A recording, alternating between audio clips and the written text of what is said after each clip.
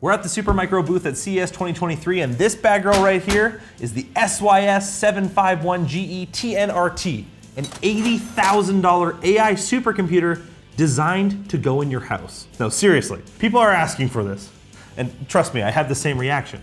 But hear me out, the world is changing. For perspective, every workstation that Supermicro now sells is actually purpose-built to support AI and machine learning. And bundle that with a global shift to working from home, and you end up with demand for top-tier AI hardware like this, the type of stuff that draws thousands of watts of power, that's somehow quiet enough to be under your desk at home.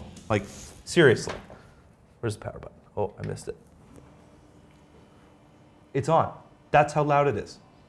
And this is how a radiator, quite literally almost the size of an Xbox Series X, holy but not as holy or as as this segue to our sponsor. Thanks to Acer for sponsoring this video. Acer's pushing the limits of 3D gaming with their new 3D Ultra Mode in Spatial Labs TrueGame. So stay to the end of the video to find out more.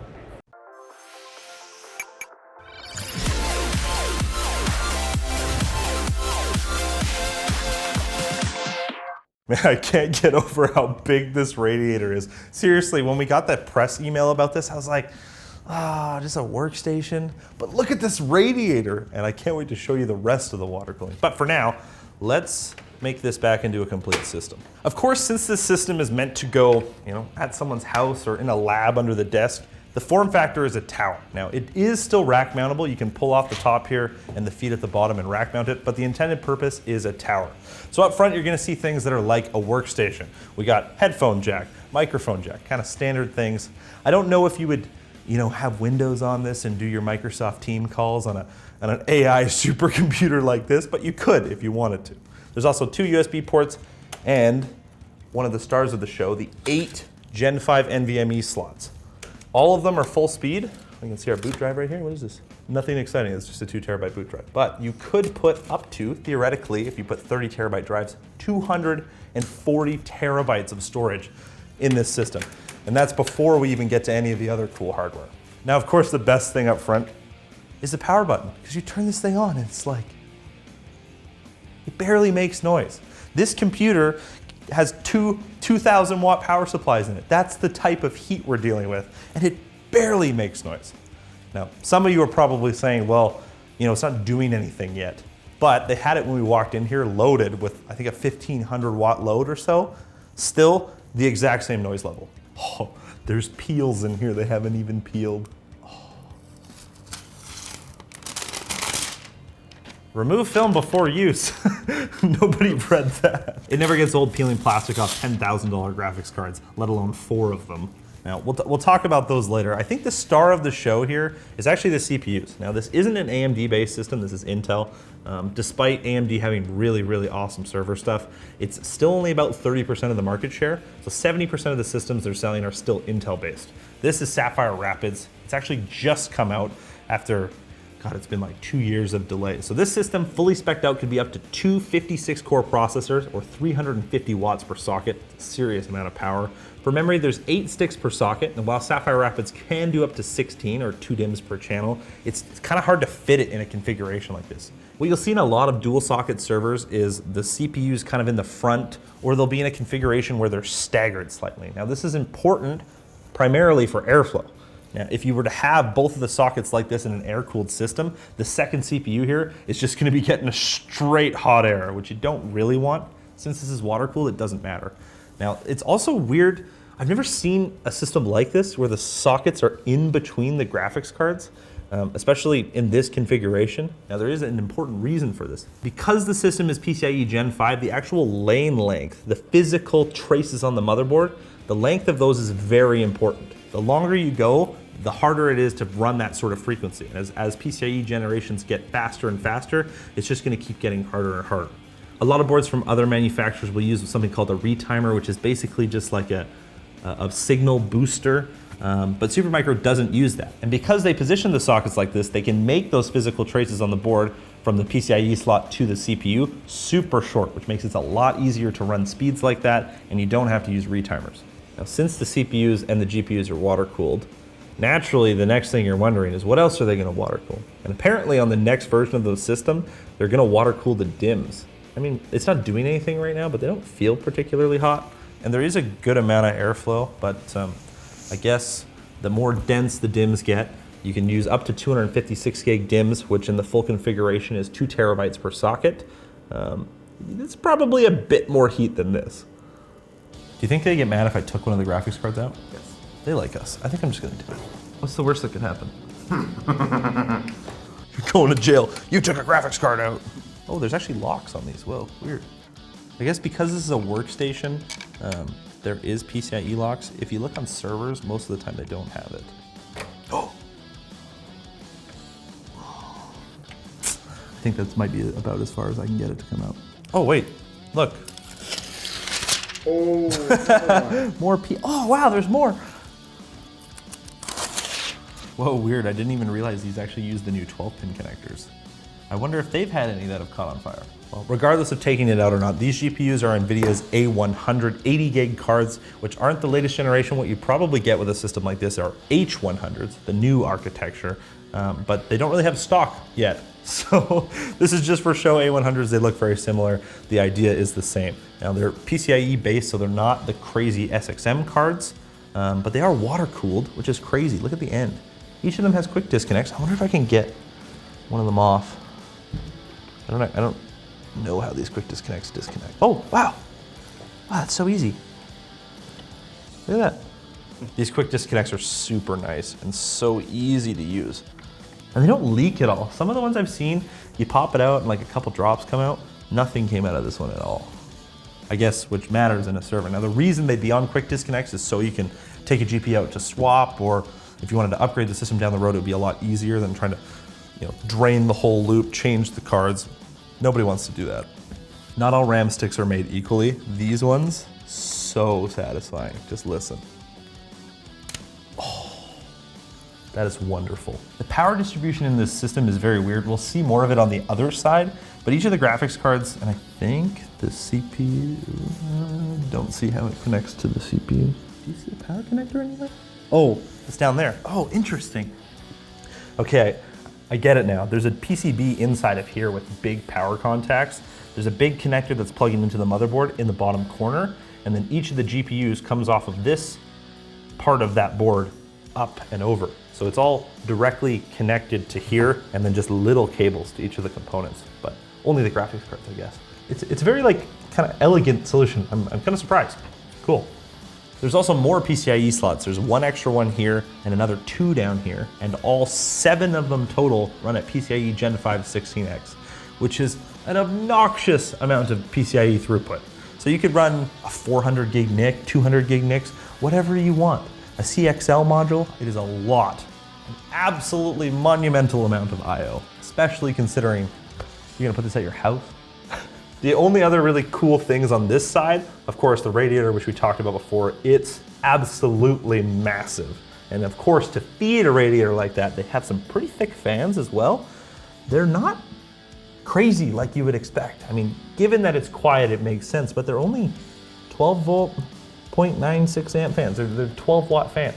Usually systems like this, they're like, I got my 120 watt fan, sounds like a jet taking off. This is not that. But the craziest thing is this looks so cool on this side. The other side of this system looks pretty much just as cool. I don't know if I can move it myself, but oh God. It's apparently 98 pounds or something like that. Oh my God. There's the lines from the rad up to the reservoir up here. And then it goes from reservoir to pumps to this big manifold, and off to everything. Now the manifold's super cool. You got quick disconnects here as well. So you can pop tubes off just like that. Some of them are hard lined, like this is like a soldered connection. I imagine that's probably for the CPU. They don't expect people to be taking CPU blocks off like you would a graphics card.